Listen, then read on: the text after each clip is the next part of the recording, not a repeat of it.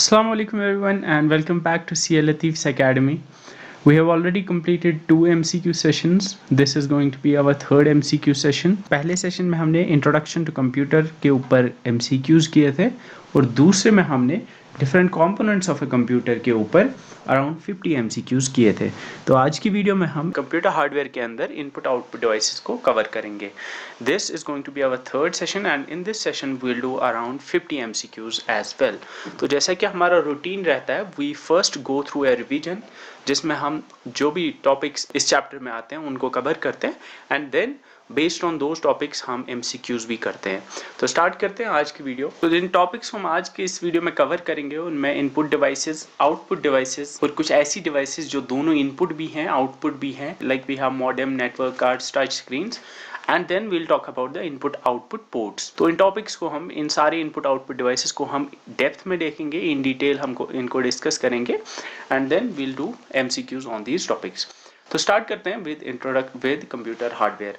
Now as you know, अगर आपको last lecture याद होगा तो मैंने आपको बताया था कि कंप्यूटर जो है उसके 4 मेन कंपोनेंट्स हैं. हमने 4 कंपोनेंट्स की बात की थी जिसमें हमने बताया था कि कंप्यूटर के अंदर एक मेमोरी यूनिट होता है, एक सेंट्रल प्रोसेसिंग यूनिट होता है, इनपुट यूनिट और आउटपुट यूनिट. ये 4 यूनिट्स होते हैं. तो बेसिकली वो 4 यूनिट्स जो थे वो कंप्यूटर हार्डवेयर के यूनिट्स थे. मैंने बताया था कि कंप्यूटर सिस्टम जो होता है वो वही 4 यूनिट से बनता है, लेकिन इसके अलावा भी एक और कंपोनेंट होता है जिसको हम कहते हैं सॉफ्टवेयर कंपोनेंट. तो अगर हम हार्डवेयर कंपोनेंट की बात करें तो हार्डवेयर कंपोनेंट ऐसी डिवाइसेस, ऐसे कंपोनेंट्स हैं कंप्यूटर के जो कि टैंजिबल होते हैं. टैंजिबल मतलब जिनको आप टच कर सकते हो, जिनको आप देख सकते हो. तो यहाँ पे अगर आप एग्जाम्पल के तौर पर देखोगे तो जो मैंने लास्ट लेक्चर में बताया था, जो कंपोनेंट्स मैंने बताए थे वो सारे हार्डवेयर में आएंगे, चाहे वो प्रोसेसिंग यूनिट हो, इनपुट आउटपुट यूनिट्स हो या फिर वो मेमोरी यूनिट हो. यहाँ पे आपको जब कंप्यूटर आपके दिमाग में आता है तो ये आपका PC आता है आपके दिमाग में. तो यहाँ पे सबसे पहले अगर हम वहाँ पे जो हमने मेमोरी यूनिट देखा था तो मेमोरी यूनिट में रैम और हार्ड डिस्क आएगी जो सेकेंडरी स्टोरेज है, प्राइमरी एंड सेकेंडरी स्टोरेज, या फिर इसके अलावा रोम भी होती है. तो वो सारे इसके अंदर होते हैं, इस सिस्टम यूनिट के अंदर होते हैं. तो मेमोरी यूनिट इसके अंदर होता है. इसके अलावा जो हमने सेंट्रल प्रोसेसिंग यूनिट देखा था CPU, वो भी इसी के अंदर होता है. तो 2 यूनिट्स इसके अंदर होते हैं. अब इसके बाहर आपको इनपुट और आउटपुट यूनिट्स दिखेंगे. ये मॉनिटर है, ये आउटपुट डिवाइस है, ये कीबोर्ड है, ये इनपुट डिवाइस है, ये माउस है, ये इनपुट डिवाइस है, माइक्रोफोन आउटपुट डिवाइस है. तो इस तरह से input, output, central processing unit या प्रोसेसिंग यूनिट और मेमोरी यूनिट, ये 4 यूनिट्स मिलके कंप्यूटर हार्डवेयर को बनाते हैं. नाउ हमने कहा कि ये वो कंपोनेंट्स हैं जिनको आप टच कर सकते हो, जिनको आप देख सकते हो, लेकिन कंप्यूटर सिर्फ इन ही 4 कंपोनेंट से नहीं चलेगा. इसके अलावा भी आपको एक कंपोनेंट की जरूरत पड़ती है जिसे हम कहते हैं सॉफ्टवेयर. सॉफ्टवेयर जो है वो इंटेंजिबल होता है, उसको आप टच नहीं कर सकते हो. वो इंस्ट्रक्शंस होती हैं जो कंप्यूटर को बताती हैं कि क्या करना है. कंप्यूटर और बाकी जो मशीन्स हैं उनमें बेसिक डिफरेंस यही है कि बाकी मशीन्स जो होती हैं, चाहे आपकी मोटरसाइकिल हो, कार हो, उनमें सिर्फ हार्डवेयर की ज़रूरत पड़ती है. जो कार्स मतलब आती हैं, कन्वेंशनल कार जो होती हैं, उनमें सिर्फ हार्डवेयर की ज़रूरत पड़ती है. लेकिन कंप्यूटर में सिर्फ हार्डवेयर से काम नहीं चलेगा, इसमें सॉफ्टवेयर की भी ज़रूरत पड़ती है. वो सॉफ्टवेयर मतलब वो जो सॉफ्टवेयर, जो एप्लीकेशंस, जो ऐप्स आपके फ़ोन में होती हैं या जो सॉफ्टवेयर कंप्यूटर्स में होते हैं, वो उस हार्डवेयर को बताते हैं कि क्या करना है. तो दोनों सॉफ्टवेयर और हार्डवेयर मिल के कंप्यूटर को बनाते हैं. लेकिन आज की इस वीडियो में हम कंप्यूटर हार्डवेयर के ऊपर फोकस करेंगे. तो यहाँ पे अगर हम सॉफ्टवेयर की बात करें तो अगर आपका ब्राउज़र है, जो क्रोम ब्राउज़र है जिसे आप ब्राउजिंग करते हो, वो एक सॉफ्टवेयर है. विंडोज़ 7 जो ऑपरेटिंग सिस्टम या विंडोज़ 10, विंडोज़ 11 जो ऑपरेटिंग सिस्टम आपके कंप्यूटर में है वो एक सॉफ्टवेयर है. वैसे ही पावर पॉइंट ये एक सॉफ्टवेयर है, माइक्रोसॉफ्ट वर्ड ये एक सॉफ्टवेयर है, जीमेल ये एक सॉफ्टवेयर है, मैककेफे एंटीवायरस ये एक सॉफ्टवेयर है, एंड्रॉइड जो आपका एंड्रॉइड फ़ोन होता है उसमें एंड्रॉइड ऑपरेटिंग सिस्टम होता है तो वो भी एक सॉफ्टवेयर है. तो दोनों सॉफ्टवेयर और हार्डवेयर मिलके कंप्यूटर को बनाते हैं. तो बस आपको याद रखना है कि कंप्यूटर 2 चीज़ों का बना होता है, सॉफ्टवेयर एंड हार्डवेयर. सॉफ्टवेयर में क्या क्या डिफरेंट टाइप्स होते हैं वो हम नेक्स्ट लेक्चर में देखेंगे. आज की वीडियो के लिए आप याद रखो कि 2 कंपोनेंट्स होते हैं, हार्डवेयर एंड सॉफ्टवेयर, और हार्डवेयर के 4 कैटेगरीज होती हैं या 4 कंपोनेंट्स होते हैं हार्डवेयर के. First is the central processing unit या जिसे हम प्रोसेसिंग यूनिट कहते हैं. जो कि हमने लास्ट लेक्चर में कवर किया था। इसके अलावा इनपुट और आउटपुट यूनिट्स होते हैं और मेमोरी यूनिट होता है। मेमोरी यूनिट को हम आने वाले लेक्चर्स में कवर करेंगे, आज हमारा फोकस रहेगा इनपुट एंड आउटपुट पे। I hope I was able to explain the definition, आपको समझ आ गया होगा कि हार्डवेयर क्या होता है। नाउ क्लासिफिकेशन की अगर हम बात करें तो ऑलरेडी मैंने बताया कि कंप्यूटर जो होता है उसकी 4 हार्डवेयर कंपोनेंट्स होते हैं, input devices, output devices, memory unit और जो आपका होता है सेंट्रल प्रोसेसिंग यूनिट। अब इनपुट डिवाइसेस और आउटपुट डिवाइसेस ये आपको दिखती हैं, आपको मॉनिटर दिखेगा आउटपुट डिवाइस, आपको कीबोर्ड दिखेगा इनपुट, आपको माउस दिखेगा इनपुट डिवाइस, इस तरह से जो भी इनपुट आउटपुट डिवाइस है वो आपको दिखेंगी। बट जो मेमोरी यूनिट होता है, मतलब आपकी मेन मेमोरी रैम जो होती है या रोम जो होती है, सेकेंडरी मेमोरी जो हार्ड डिस्क होती है, वो सिस्टम यूनिट के अंदर होती है। सिस्टम यूनिट मतलब वो इसके अंदर होती है। वैसी जो सीपीयू होता है, सेंट्रल प्रोसेसिंग यूनिट, जिसमें आपका कंट्रोल यूनिट, एएलयू और रजिस्टर्स आते हैं, वो भी इसी के अंदर आते हैं। वहां पे मदरबोर्ड होता है जो लास्ट लेक्चर में हमने देखा, उसी के ऊपर वो लगा हुआ होता है। तो यही 4 कंपोनेंट जो हैं ये बनाते हैं आपके कंप्यूटर हार्डवेयर को। तो कंप्यूटर हार्डवेयर को हम 4 अलग अलग ग्रुप्स में डिवाइड करते हैं, जिसमें आज हम पढ़ेंगे इनपुट और आउटपुट डिवाइस के बारे में। तो इनपुट डिवाइसेस क्या होती हैं? अगर आपको याद होगा लास्ट लेक्चर में मैंने बताया था कि इनपुट डिवाइसेस जो होती हैं, इनपुट डिवाइसेस वो डिवाइसेस होती हैं जिसके थ्रू आप कंप्यूटर को डेटा और इंस्ट्रक्शंस देते हो। 2 चीजें देते हो, डेटा और इंस्ट्रक्शन। तो यहाँ पे अगर आप देखोगे, हमने पढ़ा था कि हम इनपुट डिवाइसेस के थ्रू डेटा और इंस्ट्रक्शंस देते हैं। फॉर एग्जांपल, हम कीबोर्ड के थ्रू डेटा एंटर कर सकते हैं, टेक्स्ट एंटर कर सकते हैं, नंबर्स एंटर कर सकते हैं, तो वो डेटा है। या फिर आप माइक्रोफोन होता है, माइक होती है, माइक के थ्रू जैसे मैं अभी बात कर रहा हूँ, तो ये जो मेरी आवाज़ है ये इनपुट है, ये डेटा है, ये मेरे माइक्रोफोन के थ्रू कंप्यूटर के अंदर सेव हो रही है। तो इसी तरह से इनपुट डिवाइसेस जो है वो सारे डेटा या फिर इंस्ट्रक्शंस को कंप्यूटर तक, आप से कंप्यूटर तक लेके जाते हैं। इंस्ट्रक्शंस क्या होती है? इंस्ट्रक्शंस आप मान सकते हो माउस का क्लिक, जब आप माउस यूज करते हो तो माउस से आप 2 बार क्लिक करते हो तो फाइल ओपन हो जाती है। उसको हम कहेंगे कि ये इंस्ट्रक्शन है। कैसे इंस्ट्रक्शन है? क्योंकि आपने उस क्लिक के थ्रू, आपने उस माउस के थ्रू कंप्यूटर को एक इंस्ट्रक्शन दी कि इस फाइल को ओपन करो।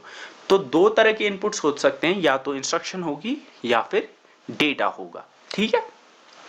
और इनपुट डिवाइसेस का जो पहला काम है वो आपसे वो एक्सेप्ट करना होता है, आपसे लेना, आपसे इनपुट और इंस्ट्रक्शंस लेना। यूजर से इनपुट या फिर यूजर से इंस्ट्रक्शंस और डेटा को लेने का काम जो है वो इनपुट डिवाइसेस का काम है।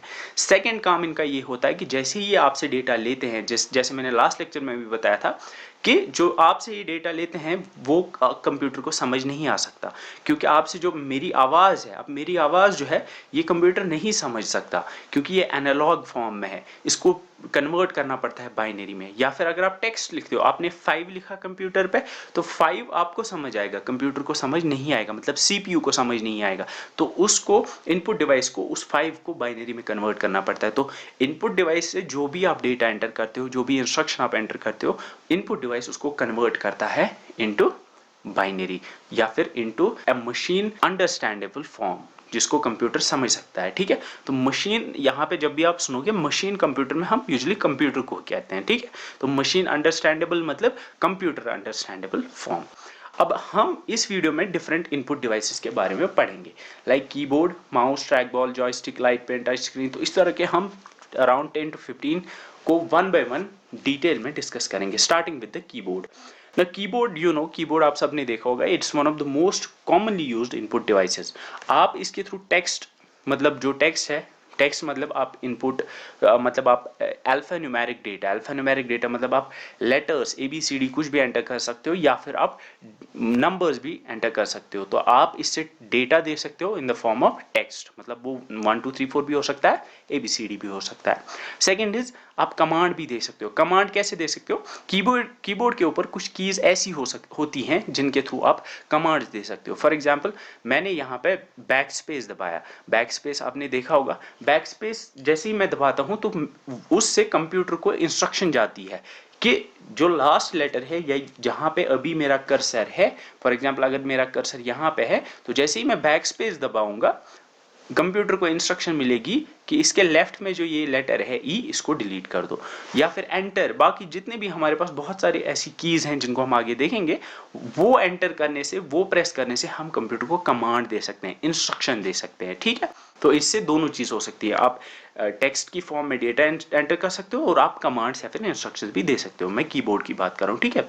नाउ यू नो कि कीबोर्ड जो है दरअसल जो आजकल के कीबोर्ड्स आते हैं इनका जो लेआउट है, मतलब किस तरह से इसमें कीज अरेंज्ड है, वो लिया गया है टाइपराइटर्स से। टाइपराइटर्स अगर आपने देखे होंगे उनमें ये क्यूवर्टी कीबोर्ड, क्यूवर्टी आपने सुना होगा कि इसमें जो कीबोर्ड में कीज जो होती हैं यूजुअली वो इसी तरह से होती हैं, QWERTY ABCD, ये अल्फाबेटिकल ऑर्डर में नहीं होती हैं। ये इस वजह से है क्योंकि जो पहले टाइपराइटर आए, क्योंकि टाइपराइटर जो थे वो कंप्यूटर से पहले थे, टाइपराइटर से ही टाइप किए जाते थे या प्रिंट किए जाते थे डॉक्यूमेंट्स। अब यहाँ पे ये है कि जब भी आप कोई की प्रेस करते हो, फॉर एग्जांपल जैसे ही मैंने ए प्रेस किया तो ये कीबोर्ड जो है ये कीबोर्ड कंट्रोलर के साथ कनेक्टेड होता है। कीबोर्ड कंट्रोलर, आप मानो कि जितने भी इनपुट आउटपुट डिवाइसेस होते हैं उनका एक कंट्रोलर होता है, ठीक है, एक डिवाइस होता है जो इनके साथ कनेक्टेड होता है। तो वैसे ही कीबोर्ड के साथ कीबोर्ड कंट्रोलर होता है, माउस के साथ माउस कंट्रोलर होता है, ठीक है। इसके अलावा और एक चीज होती है जिसे हम कीबोर्ड बफर कहते हैं। अगर आपको याद होगा लास्ट लेक्चर में मैंने पढ़ाया था कि बफर एक टेम्परेरी स्टोरेज होती है, तो वैसे ही यहाँ पे भी जब आप कोई ABCD वॉटएवर जो भी आप टाइप करते हो तो वो बफर में जाता है, बफर में स्टोर रहता है टेम्परेरीली। क्योंकि अगर फॉर एग्जाम्पल आपने कुछ टाइप किया लेकिन CPU अभी कुछ और काम कर रहा है, तो अगर आपने कुछ टाइप किया वो टेम्पररीली बफर में रहेगा जब तक कि CPU उस डेटा को कंज्यूम ना करे, उस बफर से उठा के उसको कंज्यूम ना करे, ठीक है। अब यहाँ पे डिफरेंट टाइप्स ऑफ कीबोर्ड्स होते हैं, like we have the most common one is the QWERTY keyboard. मतलब QWERTY कीबोर्ड मतलब ऐसा कीबोर्ड जिसमें QWERTY UIOP इस तरह के ऑर्डर में जो कैरेक्टर्स हैं या अल्फाबेट जो है इस ऑर्डर में होता है। देन वी हैव अनदर जिसको हम कहते हैं डोरैक। डोरैक में DVORAK नहीं होता है, इसमें पहले P होता है, फिर YFGCRL ये होता है। इसके बाद और एक है जिसे हम एजर्टी कीबोर्ड कहते हैं। एजर्टी भी कहीं कहीं पे यूज होता है, एंड एजर्टी में एग्जैक्टली AZERTY इस तरह से कैरेक्टर्स सॉर्टेड होते हैं।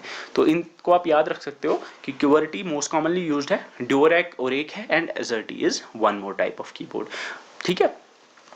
नाउ अगर हम कीबोर्ड की बात करें तो कीबोर्ड के ऊपर बहुत सारी कीज होती हैं, इनको हम अलग अलग कैटेगरीज में रख सकते हैं। First is the alpha numeric keys. Alpha numeric keys मतलब जो आपकी ABCDEFGH, जो QWERTY मतलब जो आपका अल्फाबेट होता है वो कीज, एंड न्यूमेरिक कीज मतलब ये जो ऊपर 1 2 3 4 से लेके 0 तक होती हैं, इन सब को हम कहते हैं अल्फा न्यूमेरिक कीज, ठीक है। अब ये किस लिए यूज होती हैं ये आपको पता ही होगा, हमें कभी भी कुछ टेक्स्ट टाइप करना होगा तो इनके थ्रू करेंगे। Then we have the numeric keys. Numeric keys right side में होती हैं, ठीक है। यहाँ पे आपने देखा होगा कि कीबोर्ड्स में यहाँ पे भी 1 2 3 4 होता है, लेकिन 1 2 3 4 5 6 7 8 9 तक होता है, और 0 भी होता है, और फिर प्लस माइनस और एंटर करके यहाँ पे थोड़ी बहुत कीज और होती हैं।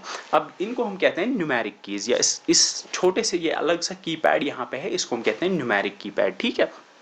अब इसका काम क्या है, इसको हमने यहाँ पे क्यों नहीं, यहाँ पे ऑलरेडी था तो इस पे को यहाँ पे क्यों रखा, क्योंकि बहुत सारी एप्लीकेशंस में, बैंकिंग में या दूसरे एप्लीकेशंस में हमें बहुत सारी कैलकुलेशंस करनी पड़ती हैं। तो अगर आपको याद होगा जो कैलकुलेटर होते थे, या फिर आप मान सकते हो कि कैलकुलेटर जो होते हैं, कैलकुलेटर में इसी तरह का एक 1 2 3 4 ऐसे होता है, 1 2 3 4 5 6 7 8 9।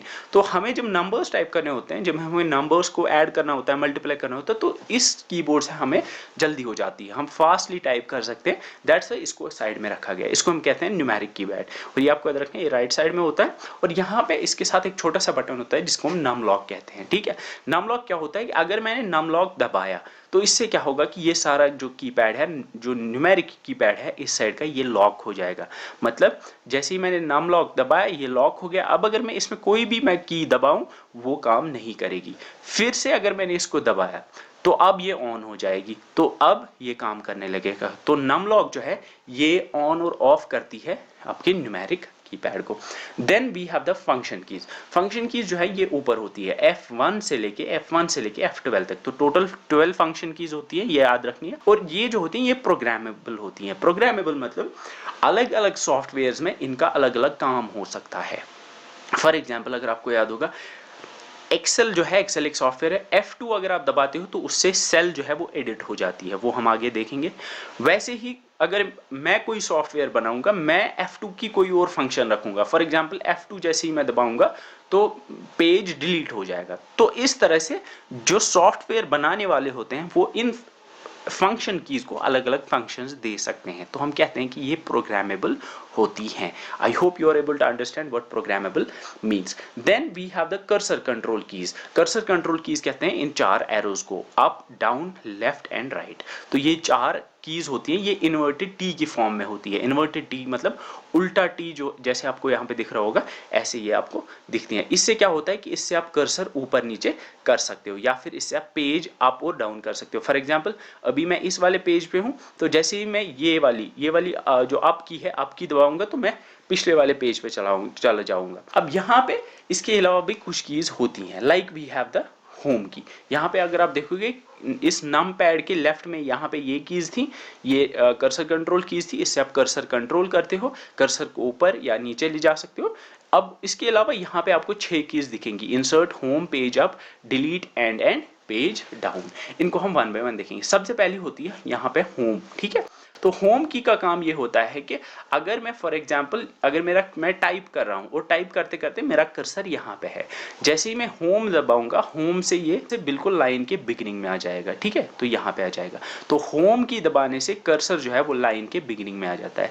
ऐसे ही एंड की से फॉर एग्जाम्पल अगर मेरा कर्सर यहाँ है, एंड की मैं दबाऊंगा तो एंड की लाइन के लास्ट में कर्सर को लेके जाएगा, ठीक है। तो ये होम एंड एंड है। इसके बाद है page up and page down. जैसे ही आप पेज अप दबाते हो, इससे क्या होता है कि जैसे मैं अगर फॉर एग्जांपल यहाँ पे पेज अप दबाता हूँ तो पेज एक ऊपर चला गया, ठीक है, तो ऊपर वाला पेज आ गया। जैसे मैं पेज डाउन दबाता हूँ तो मैं नीचे वाले पेज पे आ गया। तो पेज अप पेज डाउन का ये काम होता है। तो ये page up and page down है। इसके बाद भी कुछ कीज है, लाइक वी हैव कंट्रोल की। कंट्रोल की अगर आपने देखा होगा, कंट्रोल की इज राइट हियर। यहाँ पे आपको दिख रहा होगा कंट्रोल की है, शिफ्ट की है, इसके अलावा यहाँ पे ऑल्ट भी है, टैब भी है, लेकिन हम फोकस करेंगे अभी कंट्रोल की पे। तो यहाँ पे एक कंट्रोल होता है, इसके अलावा यहाँ पे 2 कंट्रोल। तो टोटल कीबोर्ड पे 2 कंट्रोल कीज होती हैं।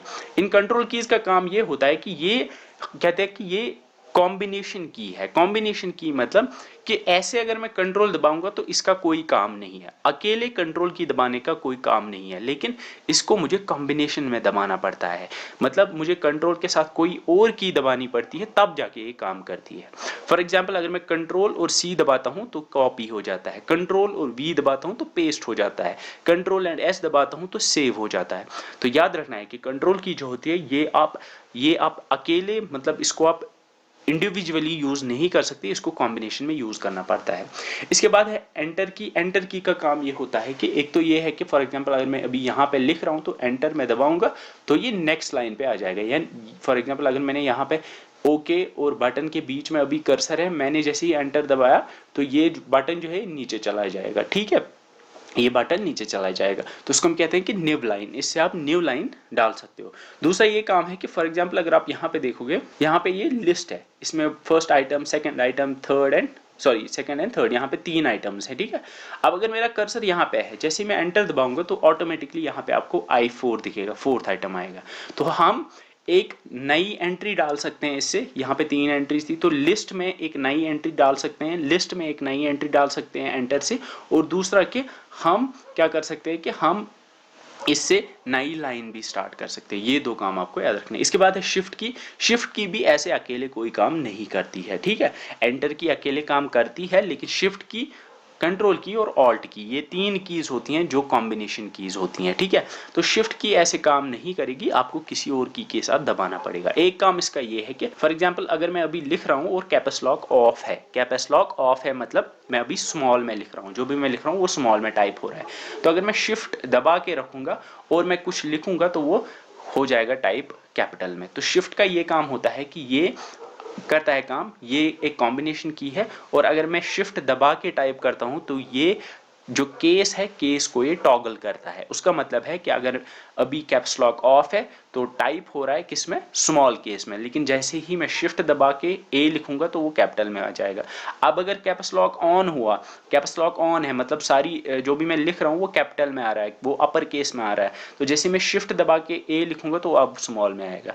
तो शिफ्ट जो है वो शिफ्ट दबा के अगर आप टेक्स्ट लिखोगे तो वो आपका काम करेगा, वो कैपिटल एंड लोअर केस में ऑल्टर आप लिख सकते हो, टॉगल कर सकते हो, ठीक है। इसके अलावा और एक काम ये है कि फॉर एग्जांपल यहाँ पे अगर आप देखो, यहाँ पे कुछ कीज ऐसी हैं जिन पे दो दो कैरेक्टर्स है। फॉर एग्जांपल 4 के ऊपर यहाँ 4 भी है और डॉलर भी है, 5 भी है और परसेंट भी है, 6 भी है और यहाँ पे आपको कैप भी दिख रही है, ठीक है, और यहाँ पे 7 और एंड है। अब अगर मैं 7 को दबाऊंगा ऐसे तो 7 आ जाएगा, लेकिन अगर मैं चाहता हूं कि ये एंड प्रिंट हो जाए तो मुझे शिफ्ट और ये 7 की दबानी होगी।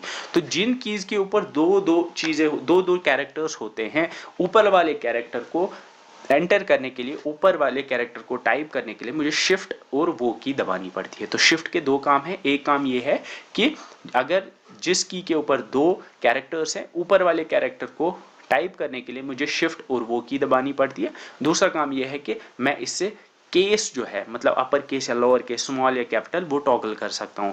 अगर अभी टाइप स्मॉल में हो रहा है, मैं चाहता हूं कि अब कैपिटल में हो जाए, तो मैं शिफ्ट दबा के टाइप करूंगा तो वो कैपिटल में आ जाएगा, ठीक है।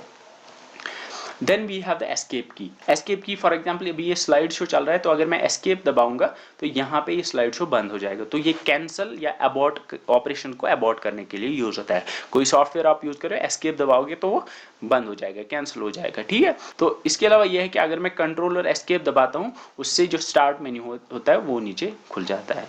तो इतना आपको याद नहीं रखना है, बस याद रखो कि एस्केप की से ऑपरेशन जो है वो अबॉर्ट हो जाते हैं। फॉर एग्जाम्पल अभी मेरा स्लाइड शो चल रहा है, तो अगर मैं यहाँ पे इसको एस्केप दबाऊंगा तो ये स्लाइड शो जो है वो बंद हो जाएगा।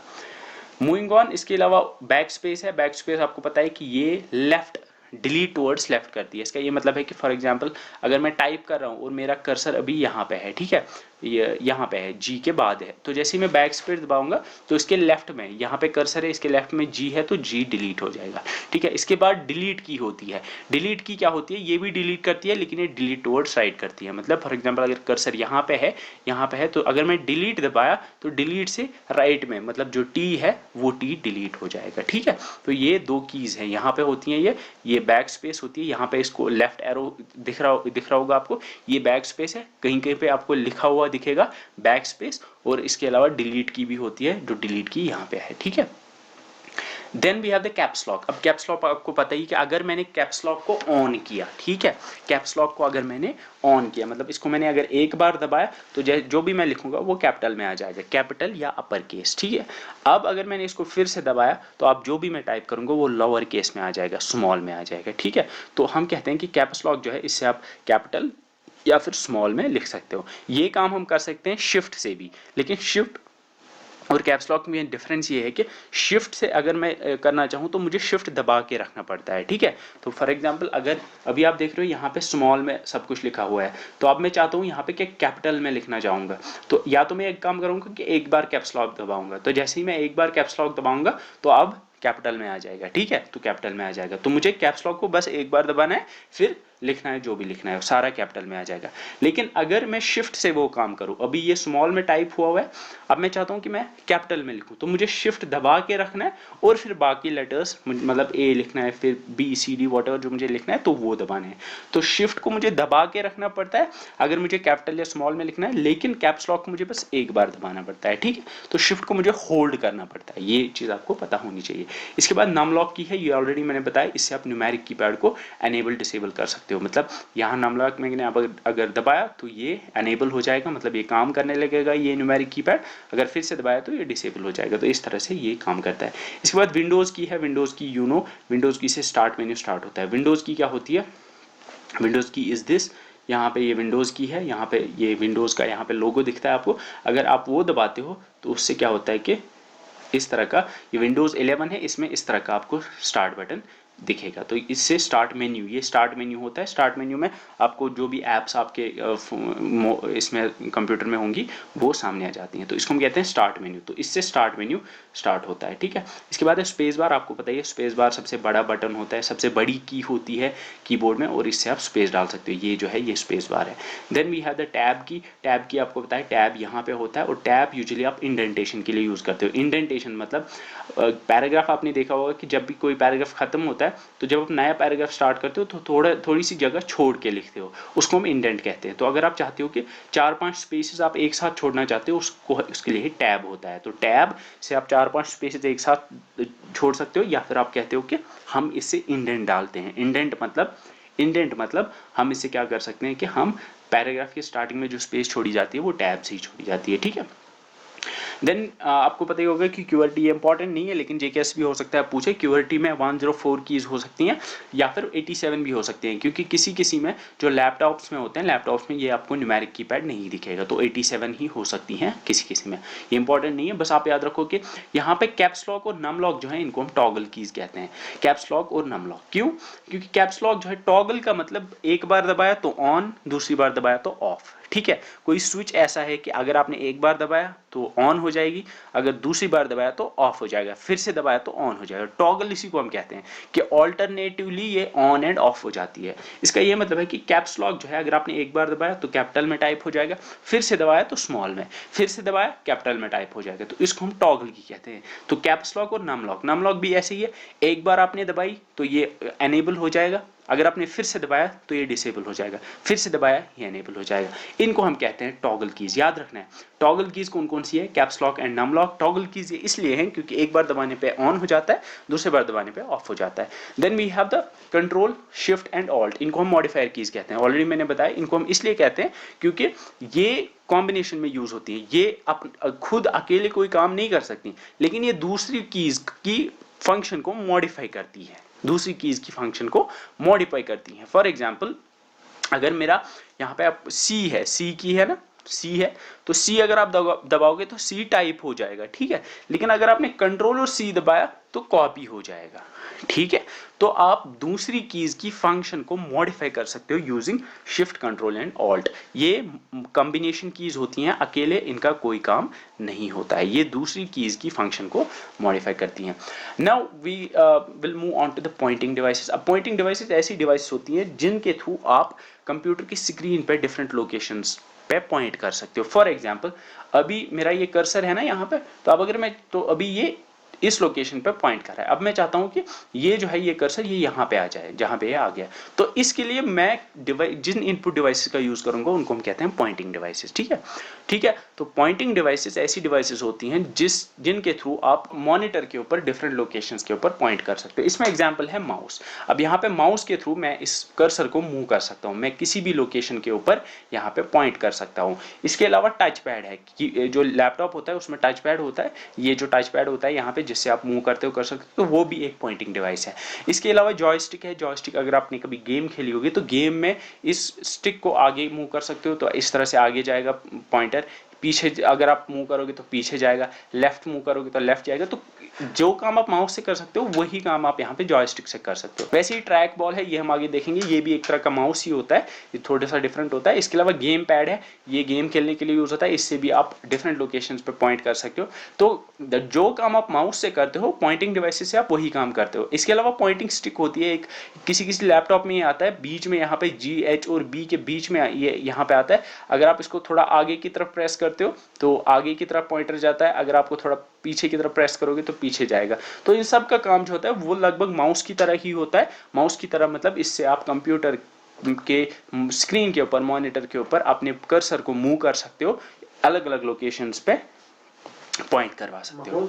तो पहला पॉइंटिंग डिवाइस हमारा माउस है। अब माउस आपको पता है, आप सबने देखा होगा, माउस ये एक इनपुट डिवाइस है एंड टू बी प्रिसाइज ये एक पॉइंटिंग डिवाइस है। और इससे आप क्या एंटर कर सकते हो, क्या इससे आप कोई डेटा एंटर कर सकते हो? नहीं, इससे हम ज्यादातर इंस्ट्रक्शंस देते हैं, इससे हम डेटा एंटर नहीं करते, इससे हम इंस्ट्रक्शंस एंटर करते हैं, कंप्यूटर को कमांड्स देते हैं इसके थ्रू। ठीक है, अब यहाँ पे माउस जो होता है, इसमें जो कॉमन माउस होता है उसमें यहाँ पे आपको लेफ्ट में एक बटन दिखेगा, राइट में एक बटन दिखेगा और बीच में एक स्क्रॉल व्हील दिखेगा। जो एक व्हील होती है बीच में, उसको हम स्क्रॉल व्हील कहते हैं। क्यों कहते हैं स्क्रॉल व्हील? क्योंकि उससे आप स्क्रॉल कर सकते हो, मतलब अगर मैंने इसको आगे की तरफ घुमाया, इससे मैं ऊपर नीचे जा सकता हूँ। फॉर एग्जाम्पल आपकी PDF फाइल ओपन है, तो PDF फाइल में आप ऊपर नीचे जाना चाहोगे तो आप इस स्क्रॉल व्हील को ऊपर की तरफ ले जाओगे, नीचे की तरफ ले जाओगे। ठीक है, तो इससे आप स्क्रॉल अप एंड डाउन कर सकते हो। उसके बाद कुछ ऐसे भी होते हैं माउस जो गेमिंग में ज्यादातर यूज होते हैं, उनमें यहाँ पे साइड में भी बटन्स होते हैं, लेकिन वो आपको नहीं पढ़ने, वो कस्टमाइजेबल होते हैं, वो चीज़ें आपके लिए इंपॉर्टेंट नहीं। बस इतना याद रखो कि लेफ्ट बटन, राइट बटन और बीच में स्क्रॉल व्हील होता है। और ये भी हो सकता है कि लेफ्ट एंड राइट में भी आपको यहाँ पे बटन्स दिख सकते हैं।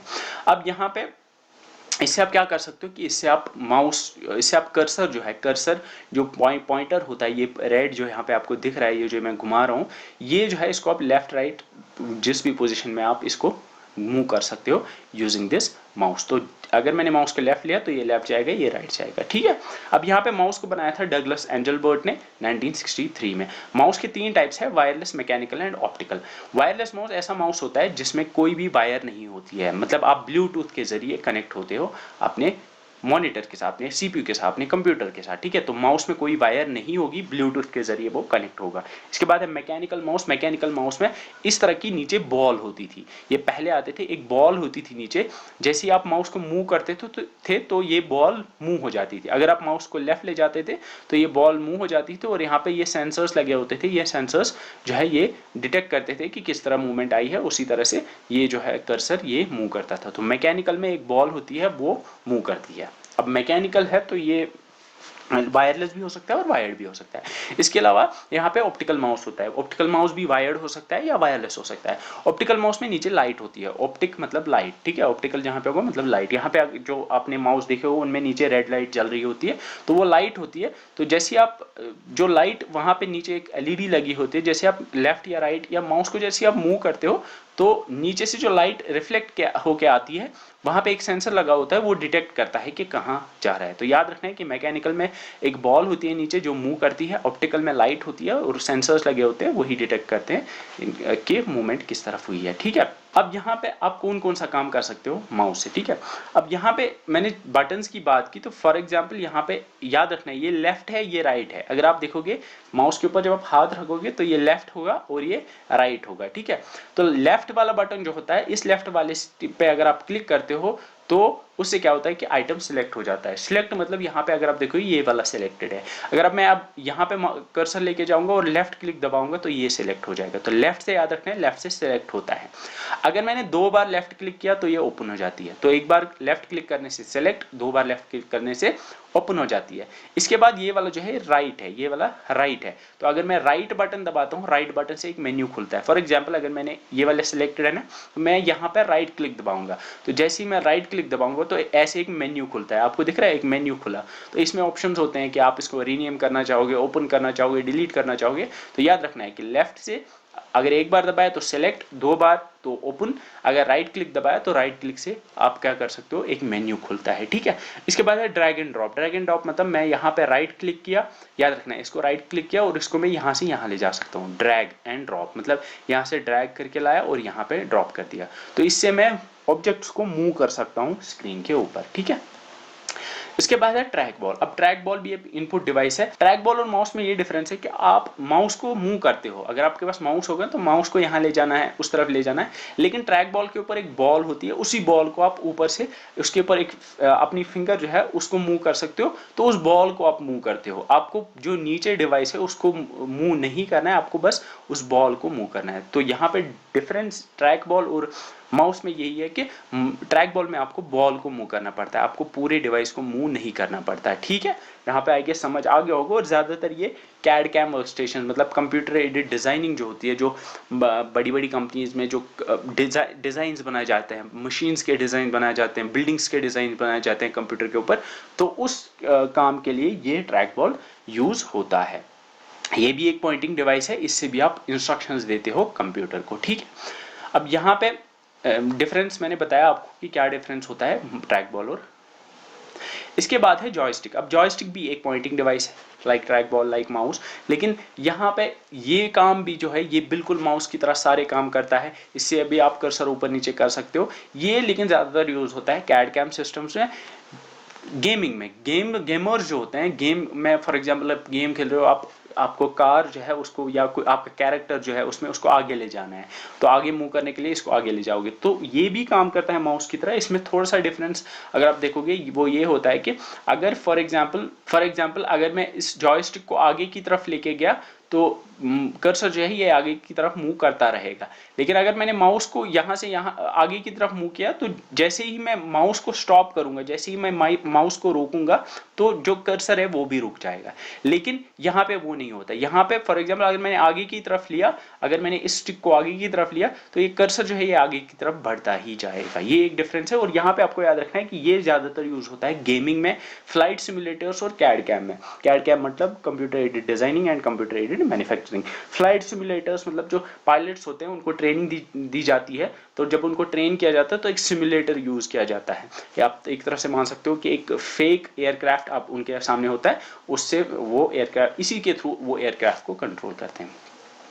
अब यहाँ पे ये जो है ये चारों तरफ मूव कर सकती है 360 डिग्री, मतलब आगे भी, लेफ्ट भी, राइट भी, नीचे भी, हर तरफ ये मूव कर सकती है। इसके बाद है लाइट पेन। अब लाइट पेन भी एक इनपुट डिवाइस है और ये भी एक पॉइंटिंग डिवाइस है। लाइट पेन क्या होता है? लाइट पेन इस तरह का आपको एक डिवाइस दिखती है। लाइट पेन क्या होता है कि स्क्रीन के ऊपर पेन की तरह आप इसको यूज करते हो। पेन की तरह कैसे यूज कर सकते हो कि फॉर एग्जांपल स्क्रीन के ऊपर अगर मैं चाहता हूं मैं कुछ लिखना चाहता हूं तो मैं लिख सकता हूं और इसके थ्रू, या अगर मैं चाहता हूं कि फॉर एग्जांपल मैं ऑब्जेक्ट्स को सिलेक्ट भी कर सकता हूँ। ऑब्जेक्ट्स को सिलेक्ट करना मतलब फॉर एग्जांपल अगर मेरी स्क्रीन के ऊपर यहाँ पे एक पीडीएफ है और मैं इस पीडीएफ को ओपन करना चाहता हूँ, तो मैं 2 बार इससे क्लिक करूंगा तो वो ओपन हो जाएगी। तो लाइट पेन जो है ये भी किसकी तरह काम करेगा? ये काम करेगा आपके बिल्कुल माउस की तरह ये काम करेगा। ये ज़्यादातर यूज़ होता है ड्राइंग्स या ग्राफिक्स बनाने के लिए, ठीक है। तो ये भी एक पॉइंटिंग डिवाइस है और ये लाइट का यूज़ करता है। इसमें एक फोटो सेल होती है, वो चीज़ें आपके लिए इंपॉर्टेंट नहीं है। और ज़्यादातर ये पीडीएज में यूज़ होता था। पीडीए मतलब पर्सनल डिजिटल असिस्टेंट। ये जो फ़ोन्स हैं आजकल, स्मार्टफोन से पहले ये पीडीएज हुआ करते थे। इनमें टच स्क्रीन हुआ करती थी, टच स्क्रीन, लेकिन इसी के थ्रू, पेन के थ्रू, लाइट पेन के थ्रू आप जो है इसको कंट्रोल कर सकते थे। देन टच स्क्रीन इसके बाद है। अब टच स्क्रीन आप सबने यूज की होगी। टच स्क्रीन भी जो है ये इनपुट डिवाइस भी है और आउटपुट डिवाइस भी है। कैसे? क्योंकि इनपुट आप दे सकते हो, इस पर क्लिक करके आप कोई भी चीज कर सकते हो, तो वो इंस्ट्रक्शंस आप इसके थ्रू दे सकते हो, आप टाइप कर सकते हो इसके थ्रू। तो ये इनपुट डिवाइस। आउटपुट डिवाइस कैसे है कि ये स्क्रीन है, चीजें कंप्यूटर में कोई इमेज है, वो इमेज आपके सामने इस पर डिस्प्ले हो जाती है। तो ये दोनों इनपुट एंड आउटपुट है। आप फिंगर टिप के जरिए इसको पे क्लिक कर सकते हो, चीजें सिलेक्ट कर सकते हो। और यहाँ पे ये इंफ्रारेड बीम, इंफ्रारेड लाइट का यूज करता है। ये जो है ये इंफ्रारेड लाइट का यूज करता है। अब यहाँ पे एटीएम्स में यूज होता है। आपने देखा होगा एटीएम में टच स्क्रीन होते हैं। हॉस्पिटल्स में, एयर लाइन रिजर्वेशन में भी यूज होता है। वहां पे भी स्क्रीन, एक टच स्क्रीन उनके सामने होती है, जो वहां पे रिसेप्शन पे जो लोग होते हैं उनके सामने होती है। सुपर मार्केट्स में भी ये यूज होता है। Then we have the barcode reader. अब बारकोड रीडर भी इनपुट डिवाइस है। क्यों है इनपुट डिवाइस? क्योंकि यहाँ पे कोई इंफॉर्मेशन है इस बारकोड में, इस रीडर के थ्रू, इस बारकोड रीडर के थ्रू वो इन्फॉर्मेशन कंप्यूटर में सेव कर सकते हो आप, ठीक है। तो इसमें क्या इन्फॉर्मेशन होती है कि इस प्रोडक्ट का क्या प्राइस है, इस प्रोडक्ट का एक्सपायरी डेट या बैच नंबर, लॉट नंबर क्या है, तो यहाँ पे इन्फॉर्मेशन है, ये आप इसके थ्रू कंप्यूटर के अंदर सेव कर सकते हो। तो यहाँ पे बारकोड क्या होता है? बारकोड दरअसल एक ये लाइंस होती हैं, डार्क लाइंस होती हैं, इस तरह से पैरेलल लाइंस, इनमें कुछ इन्फॉर्मेशन होती है, जिस इन्फॉर्मेशन को आप बारकोड रीडर के थ्रू, इस डिवाइस के थ्रू रीड कर सकते हो, ठीक है। आजकल क्यूआर कोड्स आते हैं, ये एक डिफरेंट, आप बारकोड का एक नया आप मान सकते हो वर्जन है, इसको हम क्यूआर कोड कहते हैं, ठीक है। और ज्यादातर ये कहाँ पे यूज होता है? ये सुपरमार्केट्स में। इससे जो है प्रोडक्ट्स की इंफॉर्मेशन जो है वो रीड की जाती है, ठीक है। यूजुअली प्राइस उनका क्या होगा। Then we have the OMR. OMR अब आपका सीबीटी हो गया। सीबीटी से पहले ओएमआर होता था, ऑप्टिकल मार्क रीडर। दरअसल यहाँ पे ओएमआर में आपने सुना होगा ऑप्टिकल मार्क रीडर भी और ऑप्टिकल मार्क रिकॉग्निशन भी। तो इस प्रोसेस को हम कहते हैं ऑप्टिकल मार्क रिकॉग्निशन। लेकिन ये जो यहाँ पे डिवाइस दिख रहा है आपको, इसको हम कहते हैं ऑप्टिकल मार्क रीडर, ठीक है। ये जो आपको डिवाइस दिख रहा है इसको हम कहते हैं ऑप्टिकल मार्क रीडर। तो जो इनपुट डिवाइस है, input device OMR optical mark reader है। इस प्रोसेस को ऑप्टिकल मार्क रिकॉग्निशन कहते हैं, ऑप्टिकल मार्क रिकॉग्निशन कहते हैं, ठीक है। तो प्रोसेस को रिकॉग्निशन कहते हैं, इस डिवाइस को रीडर कहते हैं। अब ये क्या होता है? आपने ओएमआर एग्जाम्स दिए होंगे, वहां पे पेपर के ऊपर कुछ मार्क्स होते हैं, हम कुछ मार्क्स डालते हैं, जो कैंडिडेट्स होते हैं, जो ये एग्जाम दे रहे होते हैं, वो कुछ पेन से मार्क्स डालते हैं।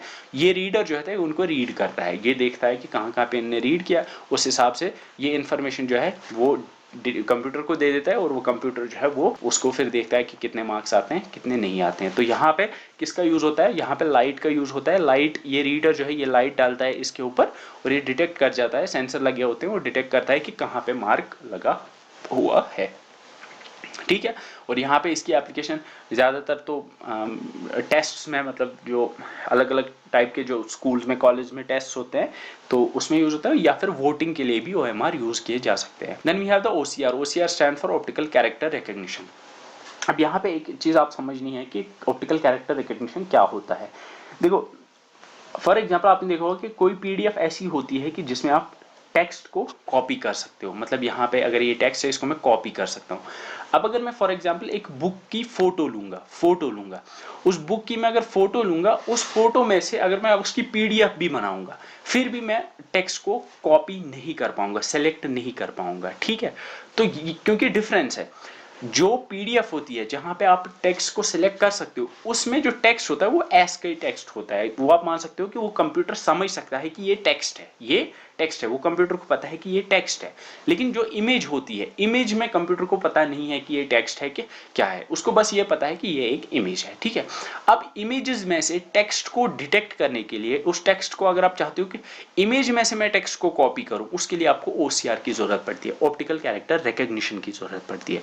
अब ये कैसे कर सकते हो आप, कि ऐसे भी हो सकता है कि एक ओसीआर आता है, एक रीडर आता है, ऑप्टिकल कैरेक्टर रीडर आता है, यहाँ पे इस तरह का एक डिवाइस होता है, इसको आप अपनी बुक के ऊपर ऐसे फेर सकते हो, तो ये जो है इस टेक्स्ट को कॉपी करता जाएगा और आपके कंप्यूटर में सेव करता जाएगा इस टेक्स्ट को। ये एक तरीका है। दूसरा तरीका यह है कि आजकल जो आते हैं, आप फोटो लेते हो तो एक सॉफ्टवेयर होता है, जैसे गूगल असिस्टेंट होता है, गूगल असिस्टेंट में भी ये फीचर है कि अगर आपके पास फोटो है, उस फोटो में से वो उस टेक्स्ट को कॉपी कर सकता है। तो इन दोनों में ही ओसीआर यूज होता है। तो ओसीआर का मतलब होता है कि इमेज में से टेक्स्ट को डिटेक्ट करने को, उसको हम कहते हैं ओसीआर। ठीक है, OCR stands for optical character recognition. Then we have the MICR. MICR stands for magnetic ink character recognition. Checks के ऊपर ये इस तरह की इंक से कुछ ये कैरेक्टर्स होते हैं। कैरेक्टर्स कंप्यूटर की लैंग्वेज में कैरेक्टर्स हम कहते हैं टेक्स्ट को। ठीक है, टेक्स्ट को हम कैरेक्टर कहते हैं, मतलब चाहे 1 2 3 4 है, ABCD। ठीक है, तो 1 यहाँ पे 5 है तो ये एक कैरेक्टर है, 2 है तो ये दूसरा कैरेक्टर है। तो MICR stands for magnetic ink character recognition, मतलब मैग्नेटिक इंक से लिखे हुए कैरेक्टर्स को रिकॉग्नाइज करना। चेक्स के ऊपर इस तरह से मैग्नेटिक इंक से, मतलब इंक होती है जो मैग्नेटिक होती है, मतलब जिसमें स्पेशल टाइप की आयरन, छोटी छोटी आयरन की फिलिंग्स होती हैं। मतलब ये आप एक तरह से मान सकते हो कि जो मैग्नेट है वो इसको अट्रैक्ट कर सकता है या रिपेल कर सकता है। तो मैग्नेटिक इंक से कैरेक्टर्स लिखे होते हैं, इनको डिटेक्ट करता है एक MICR। ये MICR कुछ इस तरह से होता है। तो ये चेक्स के ऊपर यूज होता है और ये चेक्स को प्रोसेस करने के लिए यूज होता है। फॉर एग्जांपल, इस यहाँ पे जो ये कैरेक्टर्स लिखे हुए हैं, इनमें कुछ इंफॉर्मेशन है जो हम नहीं समझ सकते, लेकिन जैसे ही आप इसको इस MICR magnetic ink character reader के अंदर डालोगे तो ये डिटेक्ट कर लेगा, ये समझ जाएगा कि इसमें क्या इंफॉर्मेशन। तो याद रखना है, MICR का मतलब है मैग्नेटिक इंक कैरेक्टर रिकॉग्निशन। ये मैग्नेटिक इंक से लिखे हुए कैरेक्टर्स होते हैं जिनको चेक्स में हम ज्यादातर यूज करते हैं। Then we have smart card reader. Smart card reader मतलब आजकल की जो ATM आते हैं उनमें छोटी सी यहाँ पे चिप नहीं होती है, तो एक तरह का स्मार्ट कार्ड हो गया। आपने देखा होगा कि बहुत सारी वीडियोस में कहीं पे देखा होगा, फिल्म में भी, कि एम्प्लॉयज जो होते हैं कंपनीज में, वो जब कंपनी ऑफिस के अंदर जाते हैं तो वो दरवाजे के ऊपर एक उनके पास एक कार्ड होता है, वो वहां पे एक डिवाइस होता है, उसके ऊपर वो कार्ड रखते हैं तो दरवाजा खुलता है, तो वो भी एक स्मार्ट कार्ड होता है। तो स्मार्ट कार्ड जो होता है वो दो टाइप के होते हैं, एक होते हैं मेमोरी कार्ड और दूसरे होते हैं micro controller card. Memory card मतलब जो मेमोरी कार्ड आप यूज करते हो जिसमें आप डेटा को रखते हो। दूसरा होता है micro controller card. Micro controller card आप मान सकते हो कि इसमें क्या होता है कि इसमें एक तो मेमोरी भी होती है और एक छोटा सा माइक्रो प्रोसेसर CPU भी होता है।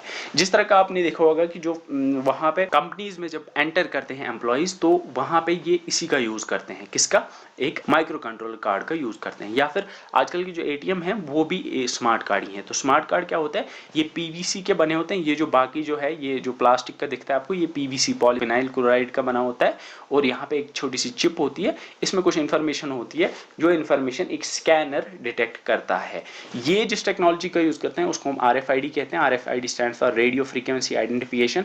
रेडियो फ्रीक्वेंसी आइडेंटिफिकेशन मतलब वो कैसे डिटेक्ट करता है कि कोई ये एम्प्लॉय सच में इसी का ऑफिस में काम करता है, क्योंकि उनके पास जो कार्ड होता है, हर एक कार्ड की अलग फ्रीक्वेंसी होती है। तो जैसे ही वो उस कार्ड को उस स्कैनर के ऊपर रखते हैं, वो जो है वो कार्ड एक फ्रीक्वेंसी, एक रेडियो सिग्नल उसको भेजता है, उस रेडियो सिग्नल को वो डिटेक्ट करता है और उसको पता चल जाता है ये कौन है। तो radio frequency identification. Second is जिसको हम उसको हम नियर फील्ड कम्युनिकेशन भी कहते हैं, क्योंकि नियर फील्ड कम्युनिकेशन क्योंकि हमें उस कार्ड को उसके ऊपर रखना पड़ता है। तो जहाँ पे आपको कम्युनिकेशन के लिए दो चीज़ों को एक दूसरे के साथ रखना पड़ेगा, नियर फील्ड मतलब एक दूसरे के नज़दीक रखना पड़ेगा, उसको नियर फील्ड कम्युनिकेशन कहते हैं। आई होप आपको समझ आ गया कि ये क्या चीज़ें हैं।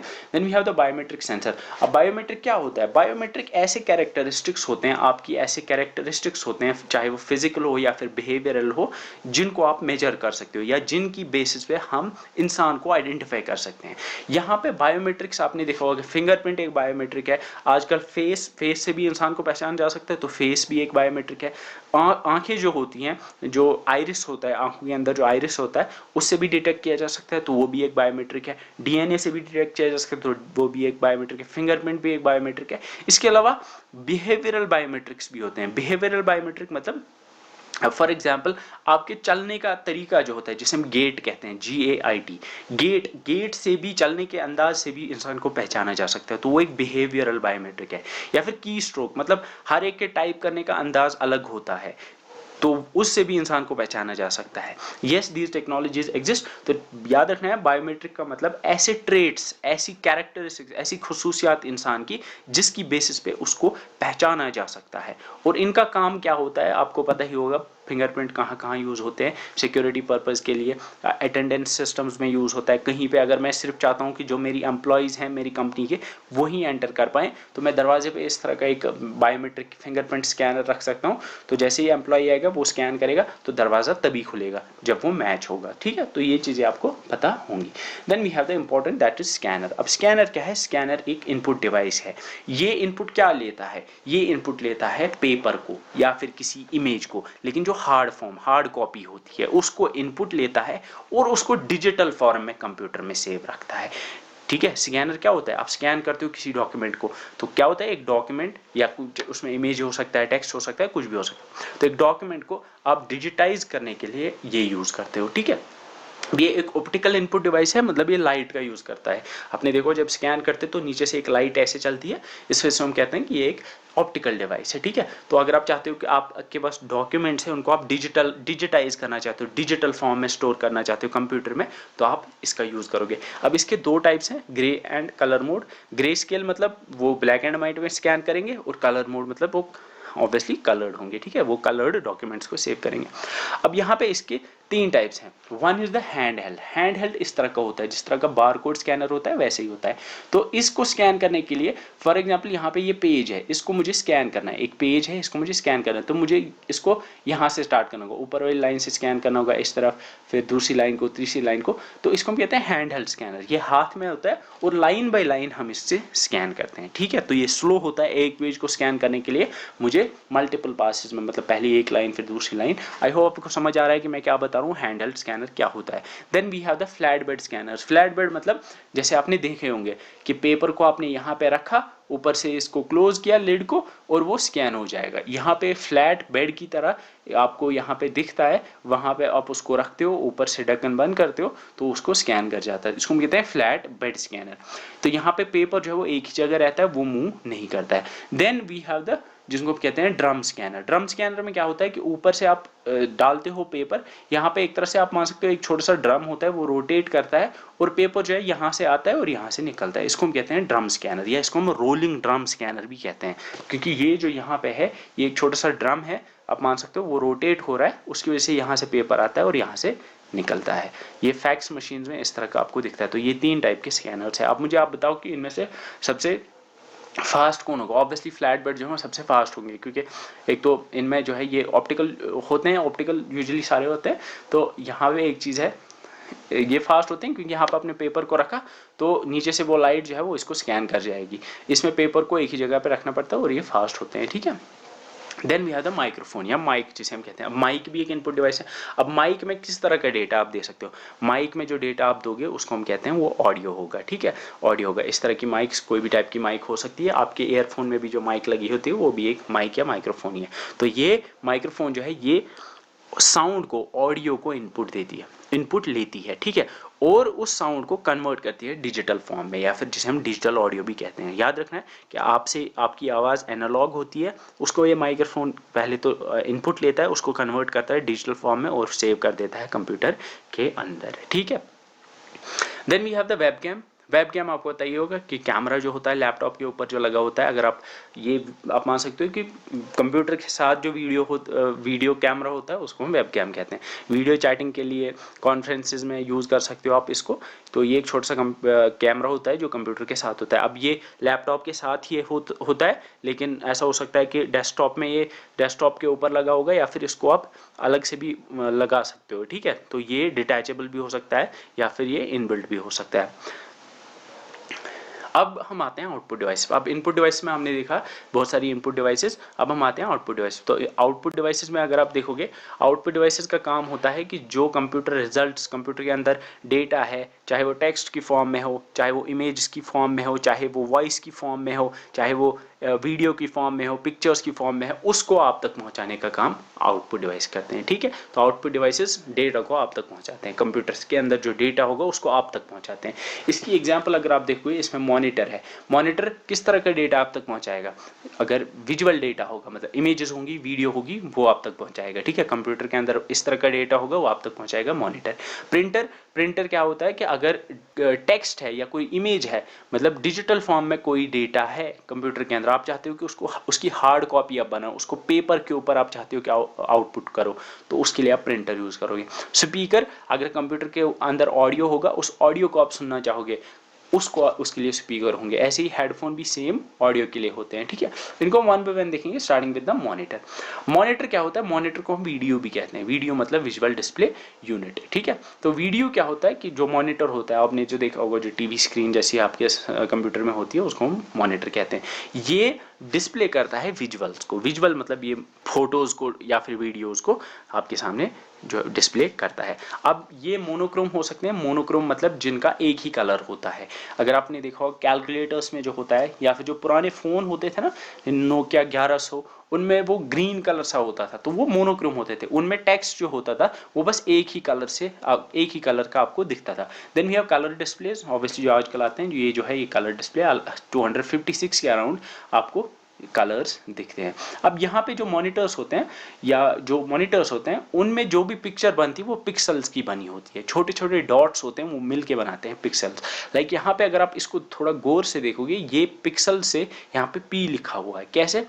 बाकी जो है यहाँ पे ये जो है ये RGB कहते हैं इनको। ये रेड, एक मान सकते हैं एक छोटी सी रेड लाइट है, फिर ग्रीन लाइट है और फिर ब्लू लाइट है। तो ये सारी जली हुई हैं, लेकिन यहाँ पे ये वाली जो है ये बुझ गई हैं, ये ऑफ है। तो इस तरह से ये जब ऑफ इस पैटर्न में हुई हैं, तो यहाँ पे आपको ब्लैक कलर का P दिखेगा। वैसे ही यहाँ पे आपको ब्लैक कलर का 8 दिखेगा।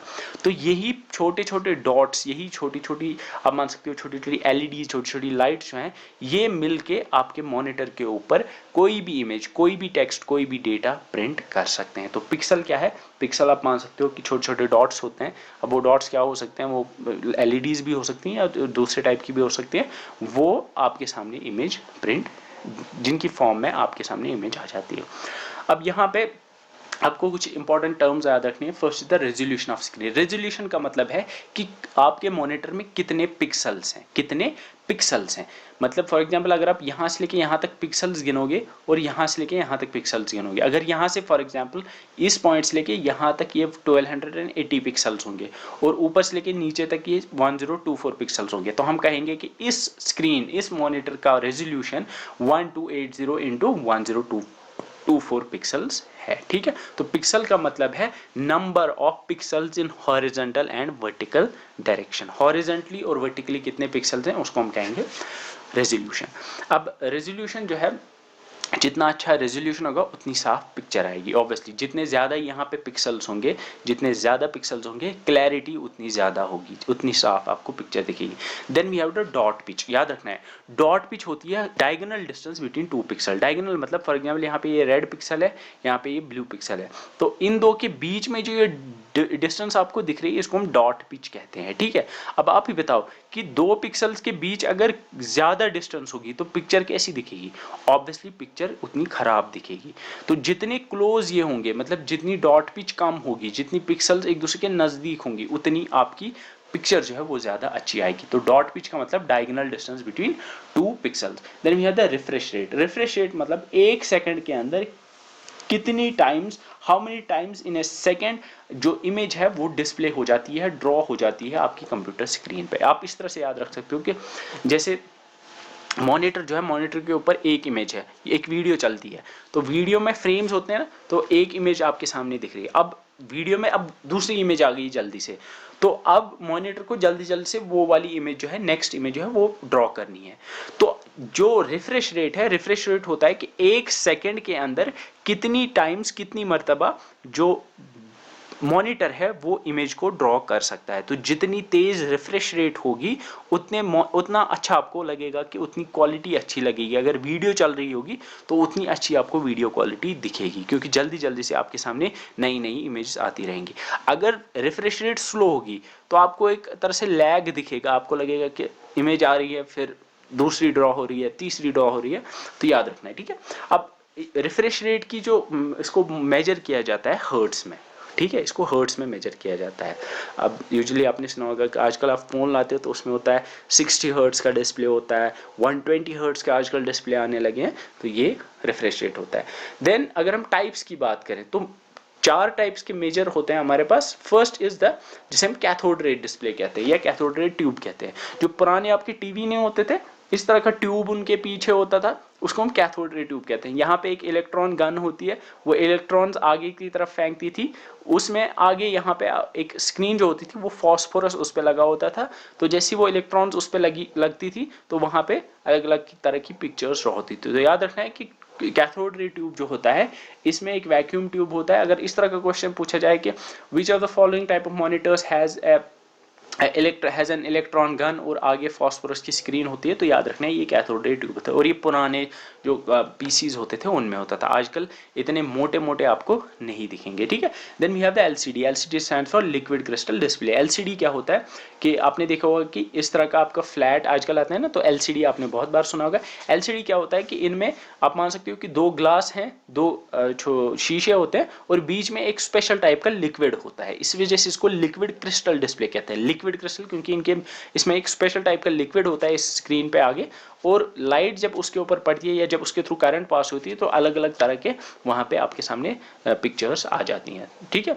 Then we have the LED. LED में छोटी छोटी एलईडीज लगी होती हैं, यहाँ पे इतनी छोटी छोटी एलईडीज लगी होंगी आपको दिखेगा नहीं, लेकिन यही एलईडीज जो है ये मिल के बनाती हैं आपके इस मॉनिटर को, ठीक है। अब यहाँ पे 3 तरह की एलईडीज होती हैं, जैसे मैंने लास्ट स्लाइड में बताया था, इस तरह यहाँ पे 3 एलईडीज होती हैं, आरजीबी आरजीबी आरजीबी।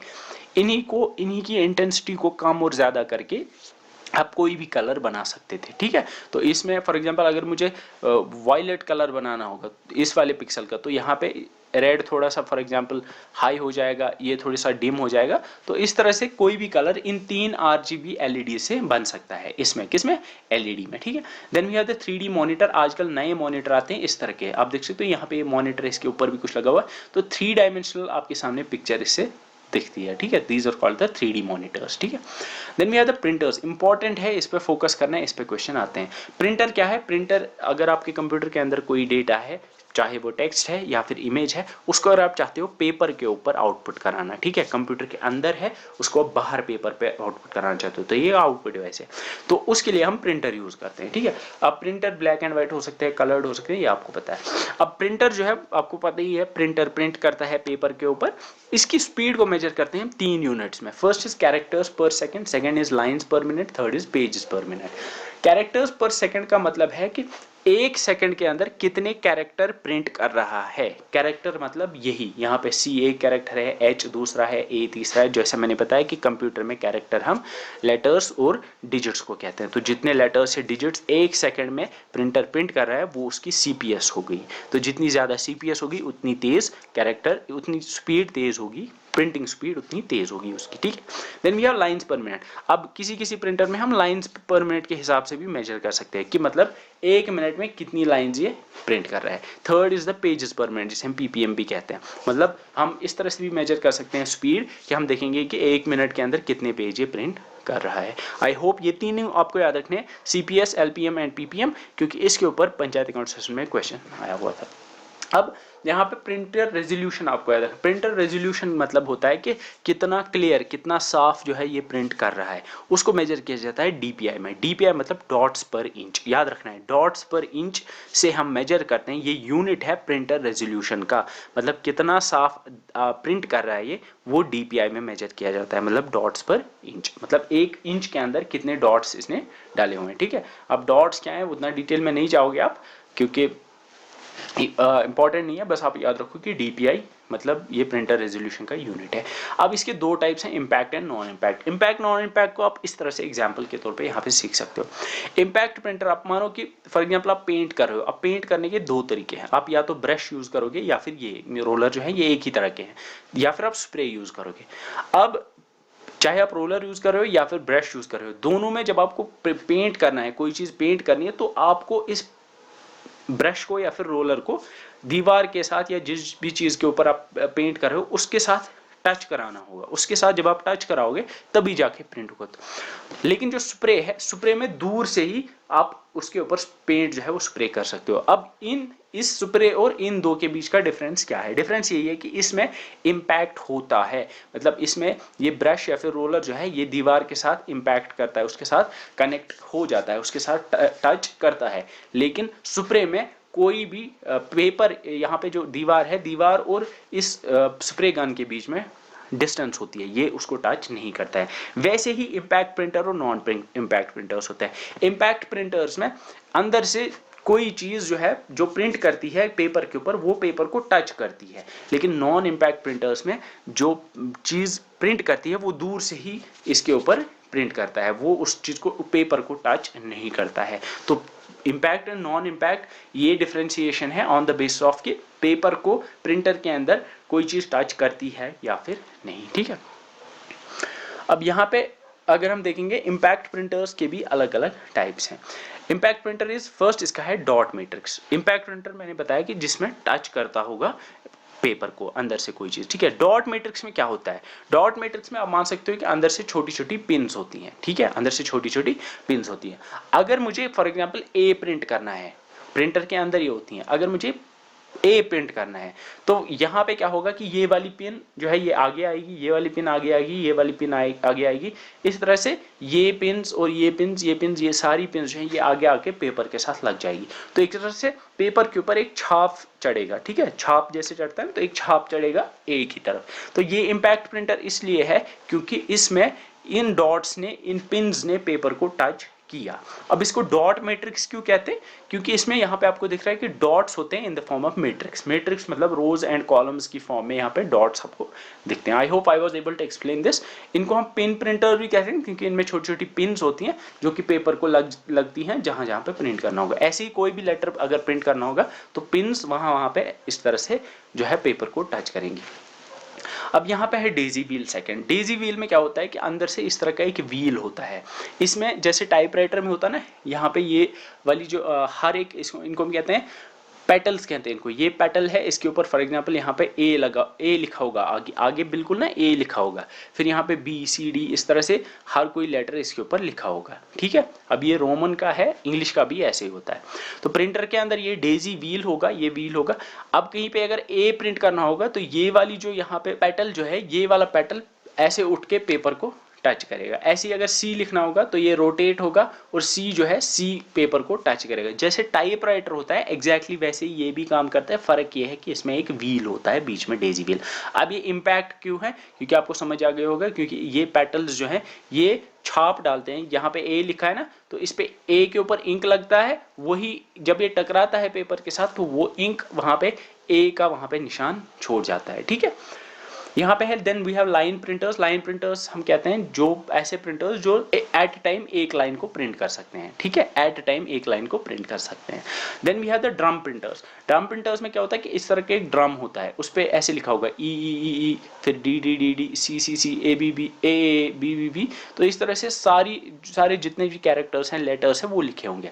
अब इसमें क्या होता है कि ये एक लाइन प्रिंटर है। कैसे लाइन प्रिंटर है? फॉर एग्जाम्पल मुझे क्या है, मुझे लिखना है ए बी सी डी। तो यहाँ पे क्या होगा कि यहाँ पे ए आ जाएगा, ठीक है, यहाँ पे ए आ जाएगा, या ये फिर रोटेट होगा, यहाँ पे बी आएगा, ये वाला यहाँ रोटेट हो जाएगा, यहाँ सी आएगा, डी आएगा। तो इस तरह से जो भी मुझे लिखना हो तो वो लाइन पूरी की पूरी यहाँ पे आ जाएगी। फिर क्या होता है कि ये पेपर है यहाँ पे, और यहाँ पे पेपर के पीछे यहाँ पे एक रिबन होता है जो कि कलर्ड होता है, जिसपे मतलब इंक लगी होती है। फिर क्या होता है कि जैसे ही वो लाइन जब यहाँ पे चढ़ जाती है तो फिर क्या होता है कि यहाँ पे एक प्रिंट हैमर होता है, वो हैमर इस पेपर को धक्का देता है, और जैसे इसको धक्का देता है तो वो टकराता है रिबन के साथ, और रिबन पीछे टकराता है इस ड्रम के साथ, ठीक है, इस ड्रम के साथ। और वहां पे बाहर की तरफ ये ABCD निकले हुए होते हैं, और जैसे ये टकराते हैं वहां पे ये रिबन जो है उससे इस पेपर के ऊपर ABCD वॉटेवर जो भी लाइन है वो चढ़ जाती है, ठीक है। तो ये ड्रम प्रिंटर होता है, इसमें भी पेपर जो है वो रिबन को टच करता है, दैट्स वाई इसको भी हम इम्पैक्ट प्रिंटर की कैटेगरी में रखते हैं। और ये लाइन प्रिंटर होता है क्योंकि एक साथ हम पूरी एक लाइन को प्रिंट कर सकते हैं, ठीक है।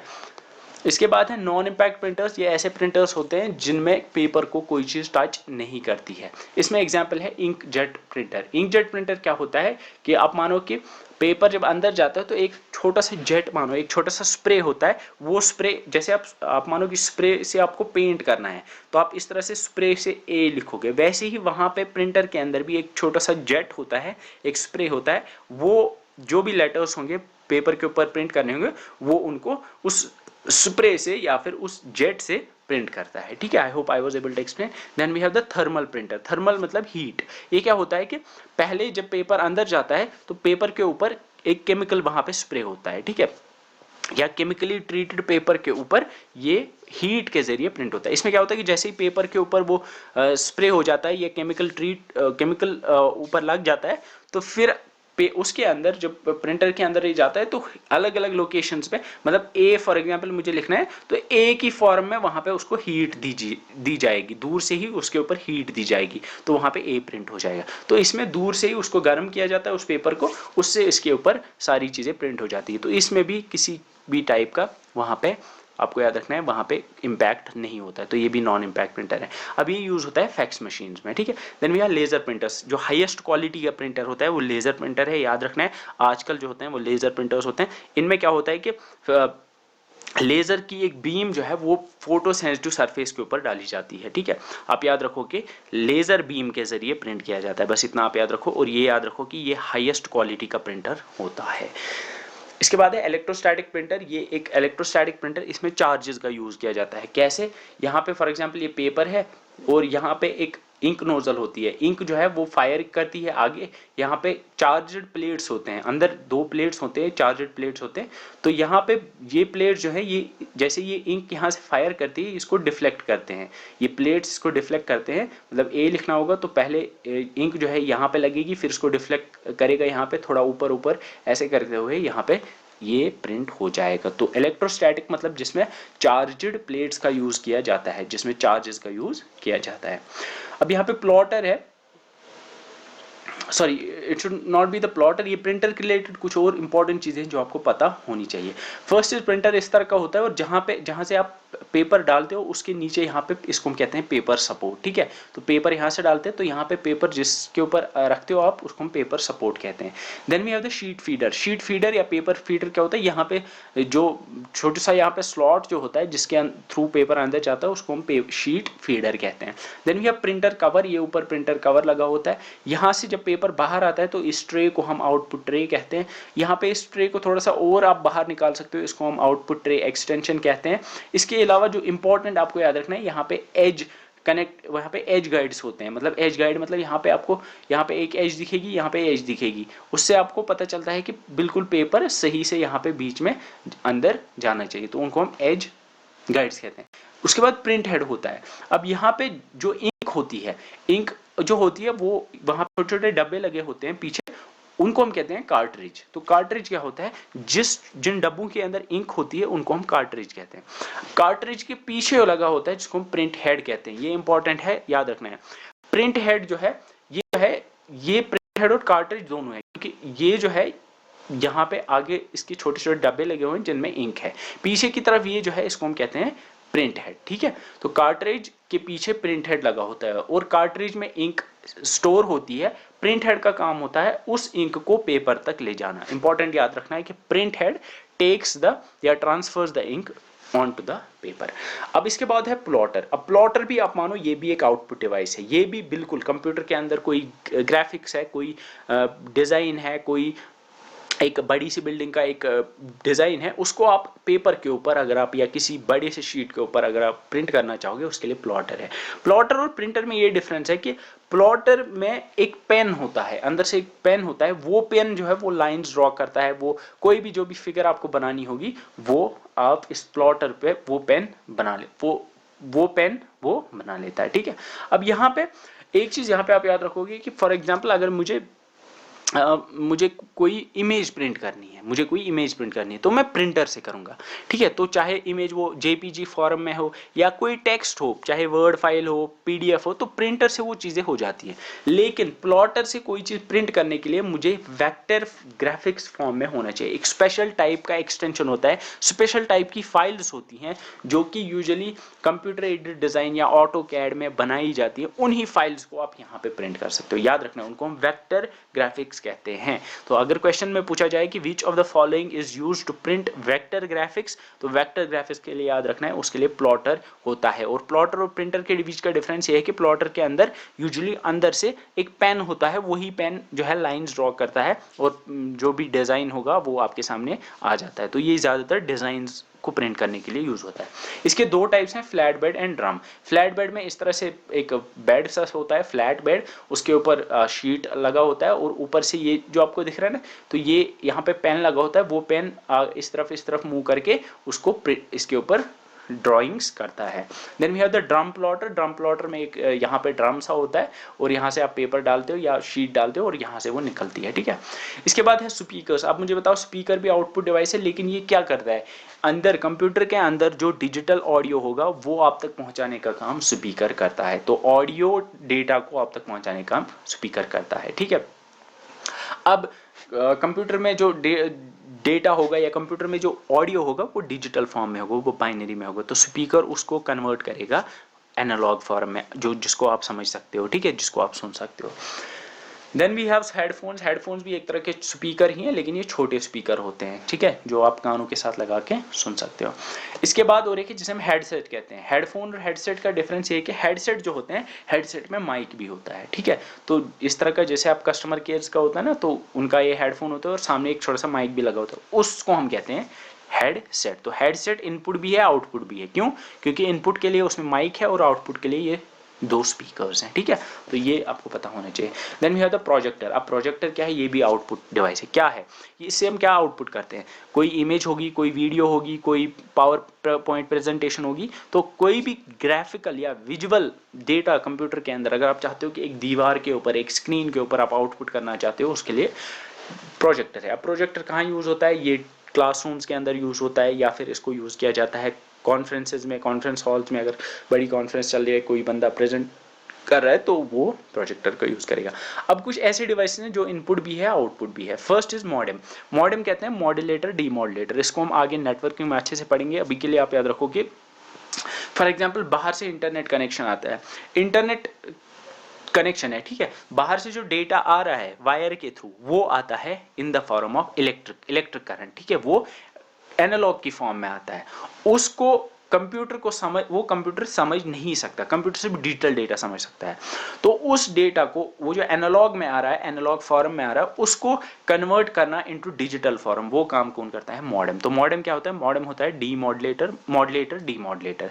मॉड्यूलेशन का मतलब होता है डिजिटल टू एनालॉग कन्वर्ट करना, और डीमॉड्यूलेशन का मतलब होता है एनालॉग टू डिजिटल कन्वर्ट करना। ठीक है, then we have network card. Computer के अंदर जो भी कंप्यूटर है जिसके ऊपर इंटरनेट चलता है, या कोई भी डिवाइस होगा जो इंटरनेट के साथ कनेक्ट हो सकती है, उसमें एक नेटवर्क कार्ड होता है जिसे हम NIC भी कहते हैं, नेटवर्क इंटरफेस कार्ड। तो ये भी दोनों तरह के काम करता है। क्यों? क्योंकि बाहर से जो इंटरनेट से डेटा आता है, ये इनपुट लेता है, और यहाँ से भी हम इसके थ्रू डेटा भेज सकते हैं, तो ये आउटपुट भी है। ठीक है, तो मॉड्यूलेटर भी ऐसे ही है, बाहर से डेटा आ रहा है, यहाँ से डेटा भेजा जा सकता है इससे। वैसे ही नेटवर्क कार्ड का भी यही है, बाहर से जो डेटा आ रहा है वो भी इनपुट है और यहाँ से जो जाएगा वो आउटपुट है। Then we have touch screen, touch screen भी इनपुट भी है आउटपुट भी है, ये मैंने बताया कैसे है। Then we have headset, headset मैंने बताया कि जिसमें माइक्रोफोन भी लगा होगा और स्पीकर, जो छोटे स्पीकर भी हो लगे होंगे जिसमें, ठीक है, जो भी मैं बात करता। फैक्सिमाइल इज फैक्स, फैक्स की फुल फॉर्म आपको याद रखनी है, फैक्स स्टैंड फॉर फैक्सिमाइल।